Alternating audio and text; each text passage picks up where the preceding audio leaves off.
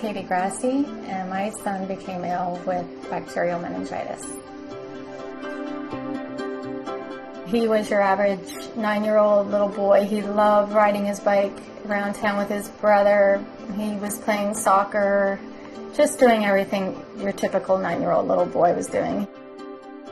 I had heard about meningitis just a little bit. There would be an odd news clipping or something about a child falling ill, but quite honestly, I hadn't looked into it. It didn't seem like something I should be concerned about. There are many different types of meningitis. They could be caused by bacteria or viruses. One type of meningitis is meningococcal meningitis. Meningococcus is such an aggressive and devastating bacteria in and of itself that often your body does not have time to make antibodies to be able to fight off the illness. And because of this, 10% of people die immediately after getting the infection. It was a normal day, and he woke up and went to play with a friend. And he came back not more than 10 or 15 minutes later and said he wasn't feeling well. Through the night, I had just been not well at all. And in the morning, my dad rushed us to the hospital, and I don't remember much there. He was then put into a coma, and they told us there that they weren't sure what was wrong with our son. All that they knew was that he was really, really sick, and they were going to do everything they could to save him. So he went from being perfectly normal to having some flu-like symptoms to being deathly ill. We ended up being transferred then to Sick Kids Hospital, where he spent the next 3 months in the ward and ended up having his legs amputated and skin grafts done to his arms.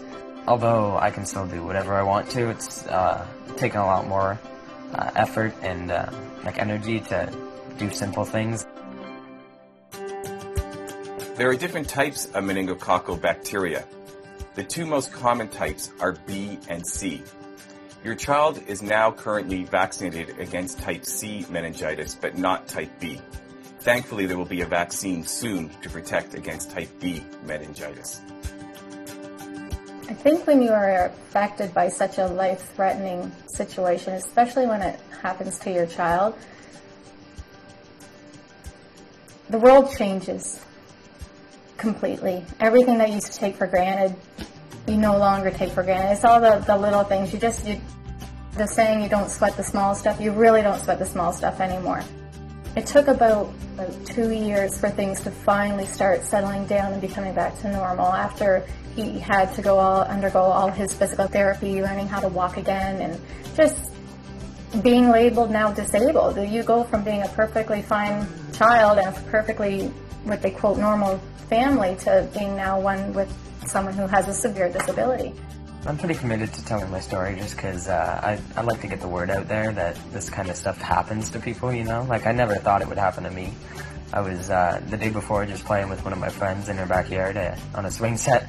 Came home and I wasn't feeling well, then all of a sudden, you know? So it happens, and it's just good to get, immunized and aware of these type of things, you know? Nobody came knocking on my door that day and said your child's at risk. He wasn't supposed to be at risk. Fact is that you are, and you don't know when or who is going to strike. The only thing that changes outcomes for meningococcal meningitis is vaccination through prevention. Because he's lost his legs and just going through the meningitis experience, he's had to grow up a little faster than most kids, and he's just turned into a great young man who still enjoys doing everything that he did before. He just, I think, enjoys it a little bit more. He's just your typical average 15-year-old now, and he's still my Keaton.